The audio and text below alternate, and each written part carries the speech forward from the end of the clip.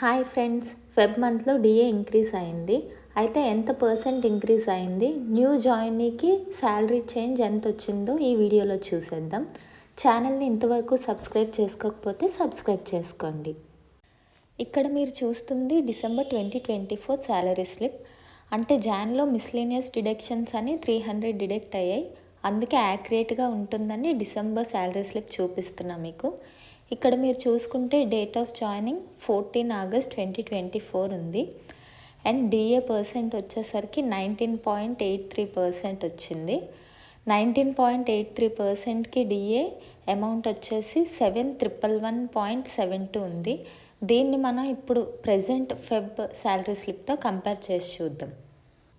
ఇప్పుడు మనం చూస్తుంది ఫెబ్ 2025 శాలరీ స్లిప్. ఇక్కడ డిఏ చూసుకుంటే 21.20% ఉంది. అంటే లాస్ట్ మంత్తో చూసుకుంటే 1.37% డిఏ ఇంక్రీజ్ అయింది. అలానే అమౌంట్ చూస్తే 7,603 రూపీస్ ఉంది. అంటే లాస్ట్ మంత్ కన్నా అప్రాక్సిమేట్లీ 490 రూపీస్ ఇంక్రీజ్ అయింది. సో న్యూ జాయినీకి ఫెబ్లో డిఏ ఇంక్రీజ్ అయ్యాక 490 రూపీస్ శాలరీ ఇంక్రీజ్ వస్తుంది. అలానే ఫైనల్ టేక్ హోమ్ పే కూడా చూసేద్దాం ఒకసారి. సో ఇక్కడ చూసుకుంటే మనందరికీ తెలుసు బేసిక్ పే ఏమో 26,730 రూపీస్ ఉంటుంది.